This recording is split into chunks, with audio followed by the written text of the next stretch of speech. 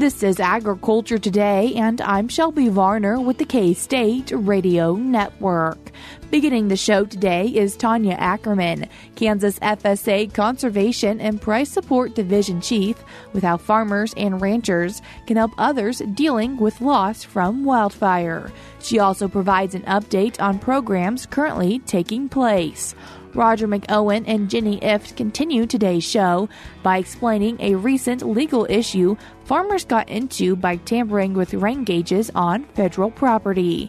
K-State's Brad White, Bob Larson, Phillip Lancaster, and Brian Lubbers with the Beef Cattle Institute's Cattle Chat podcast round out the show by discussing rapid-fire questions involving breeding cattle. That and more is coming up ahead.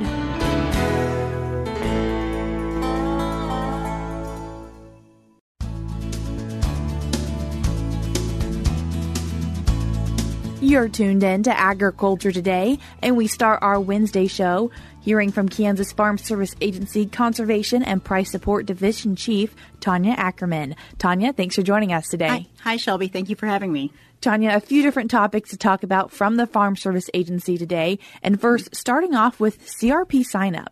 Yes, that's always a big deal every year. The Farm Bill does require us to have a general CRP sign-up. Sign-up goes from March 4th to March 29th this year. The one new thing about, or the one good thing I should say, I guess, about general CRP is we have a lot more grazing flexibility.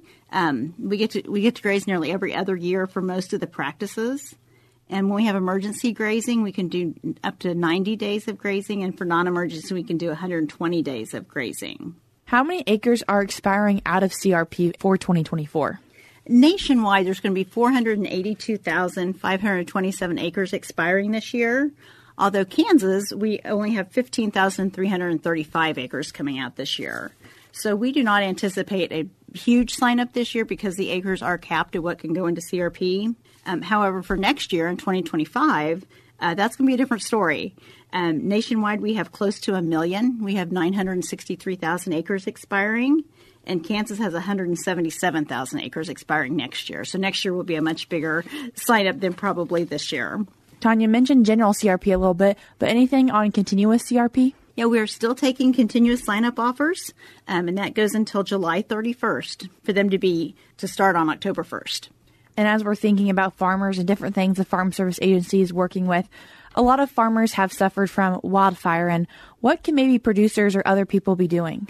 This just recently, the Deputy Administrator of Farm Programs did allow, he put out some authority to allow producers across the nation to donate their emergency grazing and haying rights to those affected by the wildfires. Basically, the wildfires based out of Texas, Oklahoma, and Nebraska specifically. So the Kansas farmers can donate their grazing rights up to the primary nesting season. And when is the primary nesting season? The primary nesting season in Kansas runs from April 15th to July 15th. And they can also graze during the nesting season as long as it's at a 50% carrying capacity. So it's really a great opportunity for the Kansas farmers to be able to donate and kind of give back, because I know they've been helped in the past during their times of trial. How do people go about donating that to the other farmers who need it maybe a little bit more right now?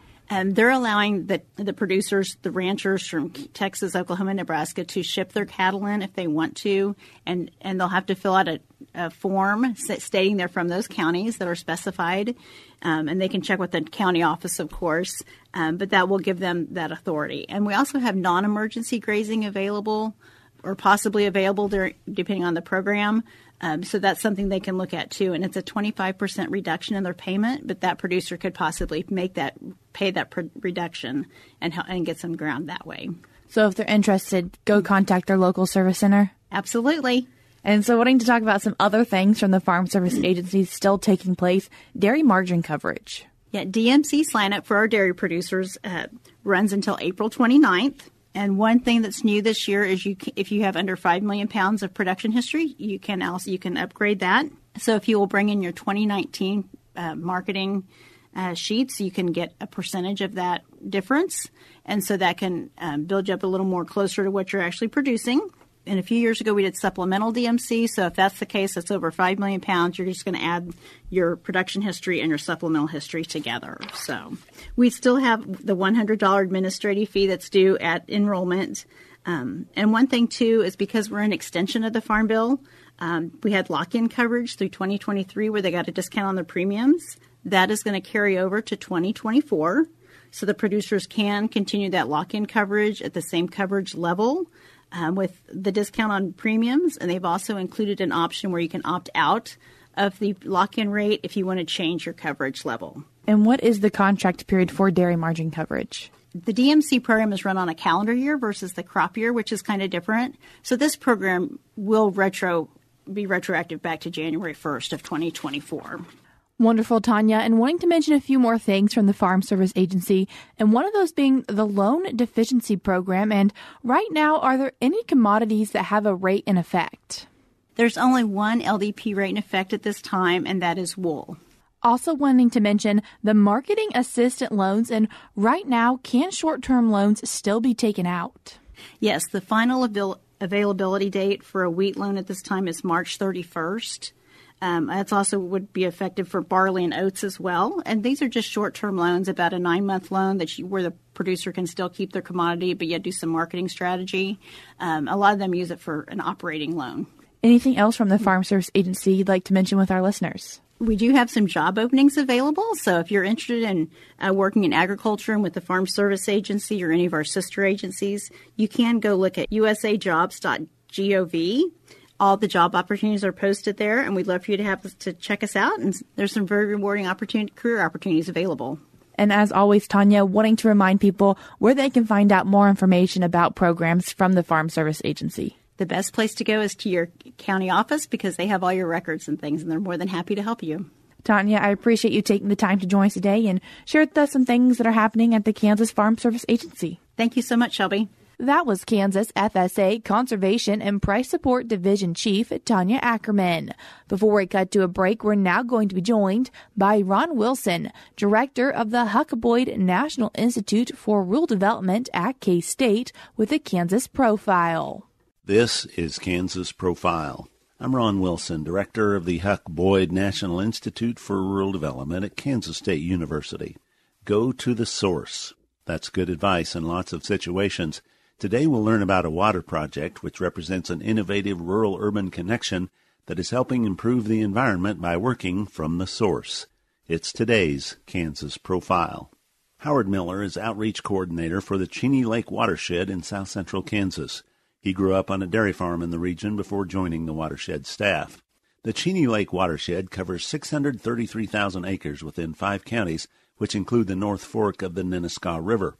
The Nenasko flows southeast into Cheney Lake, which supplies more than 60% of the drinking water for the 350,000-plus residents of Wichita. More than 99% of the watershed is used for agricultural purposes.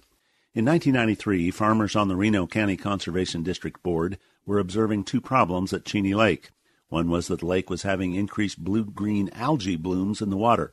This was not a health hazard, but it did cause taste and odor problems. The second problem was siltation into the lake. As soil eroded into the lake, capacity was reduced and water levels fell.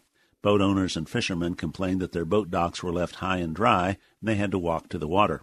These Reno County farmers wanted to do something to remedy the situation, but they weren't finding allies. No one would listen to us, said Marion Crable, one of those farmers.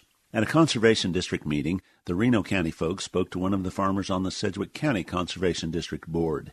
They asked, would you talk to the City of Wichita Water Department about this? He did so, and a dialogue ensued.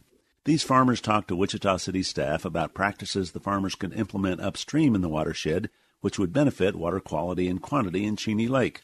Eventually, they agreed to work together. In 1994, our project was formed in partnership with the City of Wichita and EPA, Miller said. The City of Wichita has been a constant and great partner to work with since the city pays farmers for practices to implement on their farms that improve the quality of the water in Cheney Lake, he said. The idea was simple. Go to the source. Rather than spending money to build a bigger water treatment plant in Wichita, for example, they could figure out ways to improve the environment at the water source and invest funds there. Meanwhile, the Kansas Department of Health and Environment began implementing a similar program called RAPS, Watershed Restoration and Protection Strategies. We still have EPA dollars to help pay farmers also through the Kansas RAPS program administered by KDHE, Miller said. Around the same time, K-State Research and Extension developed a statewide team of watershed specialists providing education and technical assistance for conserving and improving water resources in the state. Cheney Lake Watershed, Inc. has a citizens management committee of local producers who set goals to reduce nutrients and sediment that reach the lake from agricultural sources. Sig Collins is committee chair. Those producers come from rural communities in the region with populations such as Pretty Prairie, 660, Arlington, 435, Castleton, 227, Sylvia, 215, Partridge, 209, and Plevna, population 85 people. Now that's rural. The city of Wichita provides funding to help farmers reach our watershed goals, Miller said. These goals include educational efforts and funding in the most vulnerable areas of the watershed to encourage practices that will have the greatest reduction in sediment and nutrient runoff. These include practices such as reduced tillage, cover crops, grass plantings, relocation of livestock feeding areas, and a strong emphasis on soil health in both cropland and rangeland. For more information, see www.CheneyLakeWatershed.org. Go to the source. That idea has worked well for the city of Wichita and the farmers with whom they are partnering upstream. We commend Howard Miller, Sig Collins, and all those involved with Cheney Lake Watershed, Inc. for making a difference by implementing soil and water conservation strategies to benefit the lake and urban water consumers. We can go to this source for best practices. For the Huck Boyd National Institute for Rural Development, this is Ron Wilson with Kansas Profile. We're cutting to a short break now on Agriculture Today, but when we come back, we'll be joined by Roger McEowen and Jenny Ifft as they discuss a recent case out of Colorado.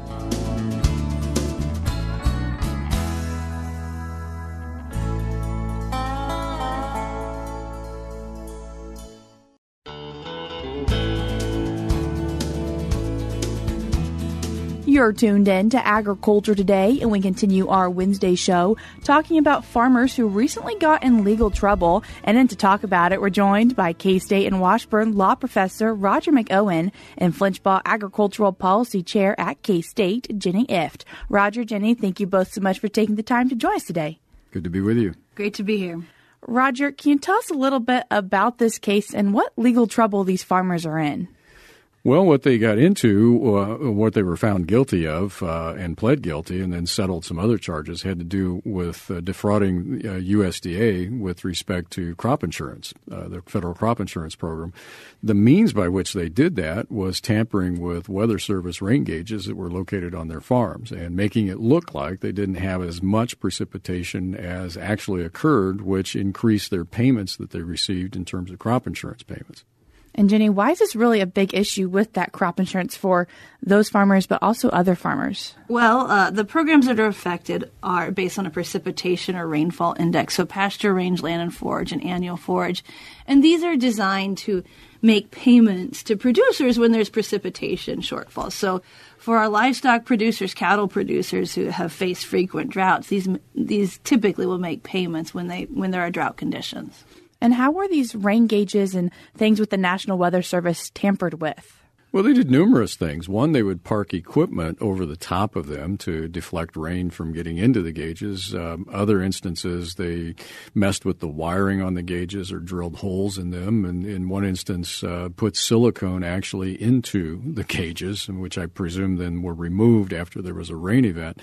But they did a number of things to tamper with the devices. And a few civil issues, a False Claims Act and the Financial Institutions Reform, Recovery, and Enforcement Act, things that these farmers got in trouble with. Yeah, if you make any type of false statement or file a false report, those laws are going to kick in. And you might have another one that I've seen also apply in some of these types of situations involving federal farm programs is when the government can establish by the evidence and prove that you intentionally lied on some form in providing information to the government with respect to a farm program. Then they can hit you with mail fraud.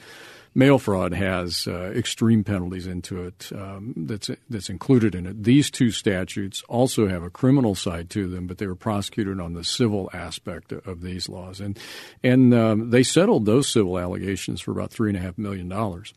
But that $3.5 million wasn't all that they owed, correct? No, they were sentenced to pay, in addition to that, a combined $3.1 million in restitution on the criminal side of things. And then one of the parties got sentenced to 2 months in prison, the other one 6 months in prison.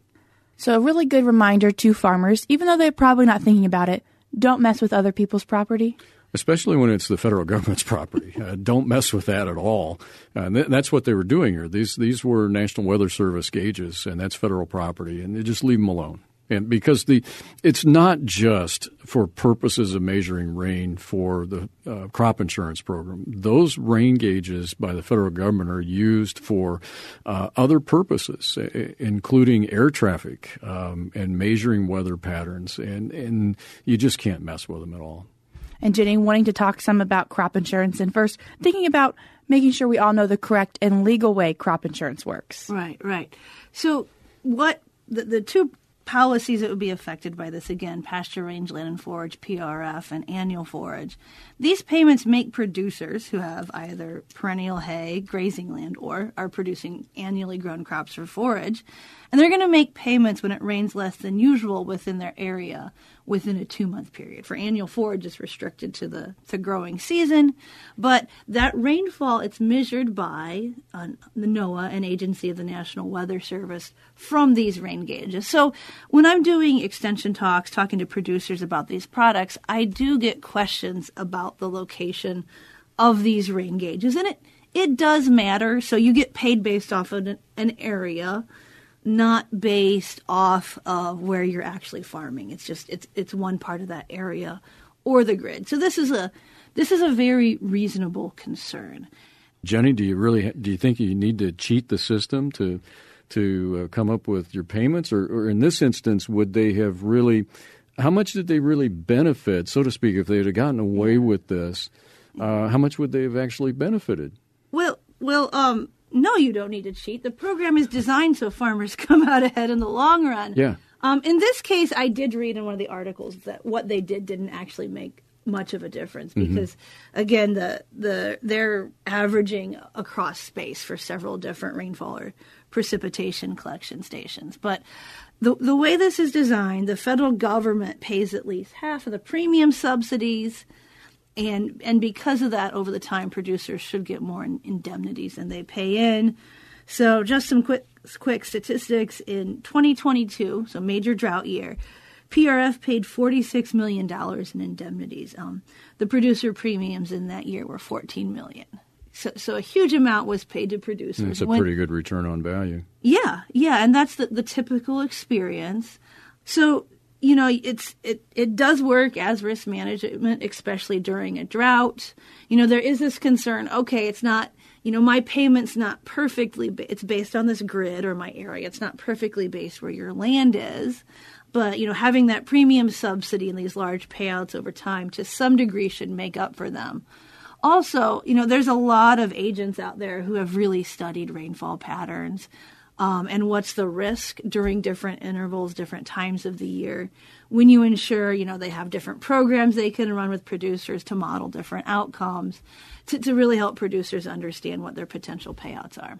So understanding the rainfall collection concerns from these different services, but in the long run, it usually works out for farmers. It usually works out for farmers. And, you know, if, you know, find an agent that will really work with you that has studied these historic rainfall numbers, and you're going to be a lot better off.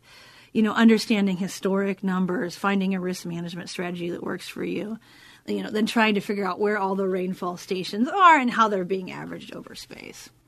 Roger, as we've talked about this issue and some of the circumstances around it, how are these cases investigated?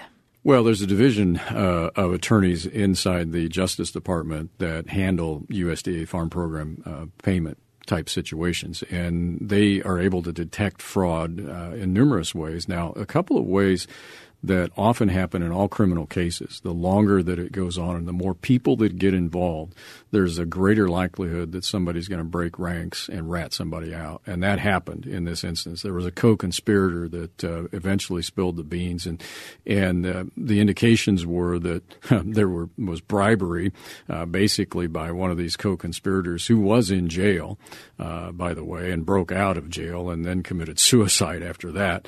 But that is how it appears that the attorneys in the Justice Department got tipped onto this. And then when you get into crop insurance and the rain data, as Jenny said, there is a tremendous amount of data. These rain gauges and stations are all over the place. And so there's a lot of evidence that can be gathered that can be used against somebody that's trying to conspire against the program in these situations. So once they get a tip and once they get started, it's not going to be that difficult to piece this together.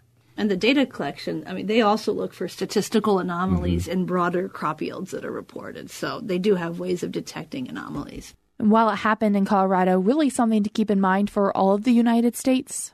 Yeah, it is. This was Colorado and southwestern Kansas. These farms were also in Kansas, is where these measuring stations were at. These are big farm operations, and one of the parties involved has a history of being involved in legal issues with the USDA going back into the 1980s. So that is also involved in this because the government knows the parties involved. They know there's a history there, and you're already starting out on the wrong side of things. And plus, when you're getting into criminal conduct, your co-conspirators are not necessarily honest to begin with, so they may rat you out, which creates another problem for you. I say, in this case, it really feels like if they'd spent a small amount of the effort that cheating is in trying to understand how the program works, they'd have been a lot better off. Jenny, Roger, I appreciate you both taking the time to join us today and share with us information about this recent case involving 2 southeastern Colorado farmers. Thank you. Yep. That was Flinchbaugh Agricultural Policy Chair at Kansas State University, Jenny Ifft, and she was joined by K-State and Washburn Law Professor Roger McEowen as they discussed a recent legal issue involving 2 Colorado farmers where they were defrauding federal crop insurance programs.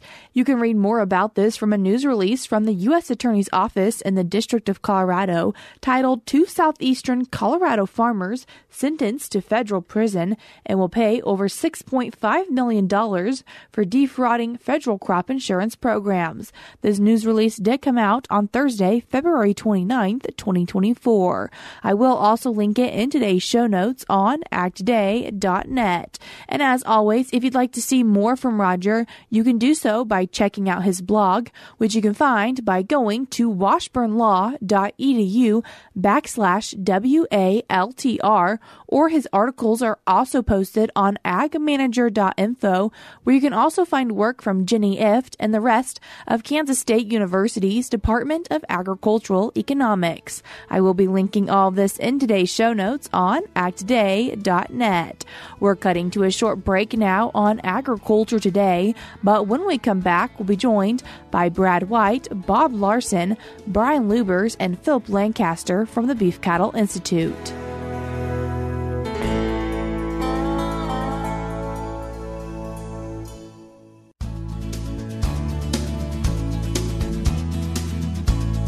You're tuned in to Agriculture Today, and we conclude our Friday show with K-State's Brad White, Bob Larson, Brian Lubbers, and Phillip Lancaster on another segment of the Beef Cattle Institute's Cattle Chat podcast. I've got some questions for you guys, and Bob, I'm going to start out with you, and we'll just go in rapid-fire fashion. Should I vaccinate when I use my synchronization drugs, or should I vaccinate when I inseminate at the time of breeding, knowing that you don't really like either one of those? Is why I ask you that question. Oh, so you made me pick between 2 I don't like. Well, I would say the earlier the better. So if that's at the time you give your first injection, so you're placing the cedar, that's probably preferable to the day of breeding, but I don't really like either one. Okay. Phillip, for you, bulls, as we come in, we've talked about making sure that the cows and the breeding animals are in a positive net energy balance when they come into the breeding season. I assume I want to do the same thing on my bull, but my challenge is I know he's getting ready to be turned out to pasture and going to lose weight. Should I be feeding him a lot or a little right before breeding season? Well, I want to work him up to a body condition score like 6 or so at the start of breeding season, but I don't want to do that with a whole lot of grain the month before breeding season starts, because then I'm going to turn him out with the cows onto pasture only, and he's going to have potentially some digestive issues, and making that switch will be difficult on him. So I want to work him up plenty ahead of time that I'm not making a big switch in his diet right before breeding season. So if he's at a body score 5 and I'm already behind and I've got, say 3 or 4 weeks before breeding season, would you put him on some grain and then take him off when he goes out or not? I would put him on some grain, but then I'm not going to put him on a whole lot. I mean, at this point, I'm just kind of stuck a little bit. And so I may have to watch him during the breeding season. I may have to try to supplement him out on pasture separately somehow or something, or I may have to pull him early out of the pasture so that he doesn't lose too much weight. That sounds challenging to try to feed him separately. Yeah. I like the idea of what you're saying. Brian, worst case scenario, we did, as Bob talked about, we're putting in synchronization drugs. We do our vaccination. And as we've got a cow running back through the chute, she injures herself and she's going to have to go to cull or slaughter. Any concerns with withdrawals if basically what I've given her is synchronization drugs and vaccines? Yes. I don't know specifically on the synchronization drugs, but most of the vaccines will have a withdrawal time, especially if you're using killed vaccines, and it's really the preservatives in those products. And like I said, I don't know specifically with the synchronization drugs, so kind of a broad general rule is read the labels. That's where you'll find that information. It should be very clear on there. But yeah, anytime you have one of those injuries after giving any sort of product, make sure you check the label before you do any sort of salvage slaughter with them. I bring that up because a lot of times I'm already thinking about it with an antibiotic, right? If I've given them an antibiotic, I'm thinking withdrawal, but I'm not always thinking that because vaccines, dewormers, all of our stuff has withdrawal times. Last question for you, Bob. Calf removal has been talked about as one of the ways to help cows get cycling a little bit sooner, but it's kind of like Phillip saying, we'll feed the bull by himself. It's a pain. Right? And it's going to be challenging. How big of a difference does that make? And I'm trying to decide, is it worth implementing that on my operation? Yeah, I've worked with several ranches that actually did implement it. And it's kind of right on that cusp of, is it worth it or not? Because what you'll find is, so the calf's going to be 2-3 months of age at the time, ready to start the next breeding season. And if you take him off just for 48 hours, that cessation of that suckling response is enough to really jumpstart some cows. But that's the word some. It would be cows that are relatively close. And I don't know what that means. 10 days to 2 weeks. If they were going to start cycling within the next 10 days to 14 days, that might put them over and have them start cycling in the next couple of days. So it really depends on where it depends on how many cows are in that